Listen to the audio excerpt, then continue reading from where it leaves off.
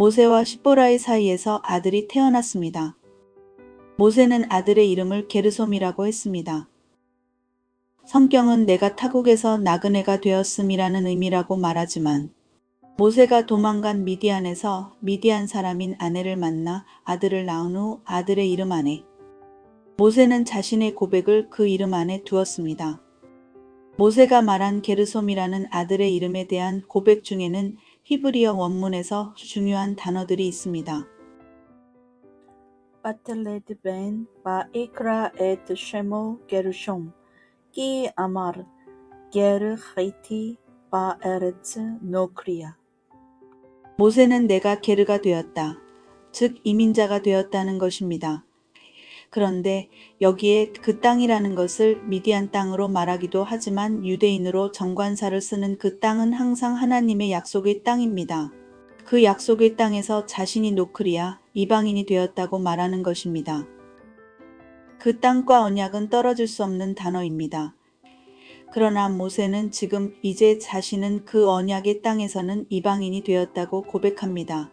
이 말로 모세가 게르솜 자신의 아들부터는 언약에서 떨어진 그냥 이민자로 언약의 땅이 아닌 미디안에서 살겠다고 고백한 것입니다. 이 고백으로 그의 아들 게르솜에게 할례를 하지 않았을 것을 알 수 있습니다.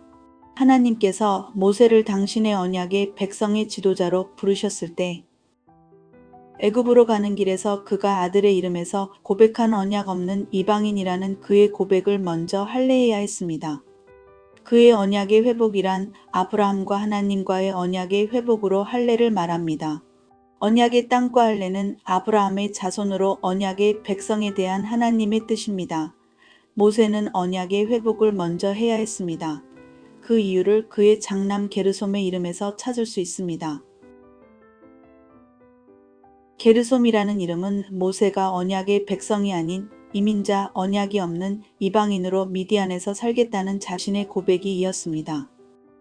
모세의 어머니 요게벳은 레위인으로 8일 만에 모세를 할례했다는 것은 의심할 수 없습니다. 그러나 모세의 아들의 할례에 대해서 성경은 분명히 그 아들은 언약에 들어오지 않았음을 말해주고 있는 것입니다. 모세와 그의 가족은 하나님의 부르심으로 애굽으로 가면서 이 언약의 회복을 하였고 이 일을 주도한 것이 오히려 이방 여인 십보라라는 것을 말하고 있으며 그녀의 아버지 르우엘이 이미 아브라함의 언약을 알고 있었음을 단서로 두었습니다. 하나님의 언약을 아는, 하나님의 계명을 아는 이방인으로 인해 항상 하나님의 구속의 사역이 계속된다고 성경은 말하고 있습니다. 모세는 출생해서 8일 만에 할례했습니다. 레위인인 요게벳은 모세에게 유대 민족과 이스라엘의 하나님의 언약의 땅에 대해 가르쳤고 그 가르침으로 형제를 구하고 지켰지만 미디안 땅으로 도망하여 자신의 고백과 같이 이민 생활을 했습니다.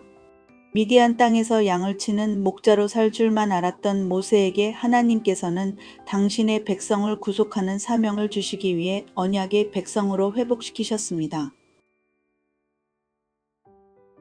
하나님의 언약의 백성들을 언약의 땅으로 인도하는 지도자로서의 사명을 받은 모세는 사실 언약이 없는 이방인으로 이민자로 살기로 했다고 그의 아들을 게르솜이라고 불렀습니다.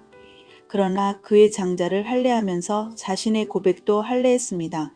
이제 그는 언약의 백성을 인도하는 하나님께서 주신 사명을 위해 다시 언약의 사람이 되었음을 성경은 말하고 있습니다.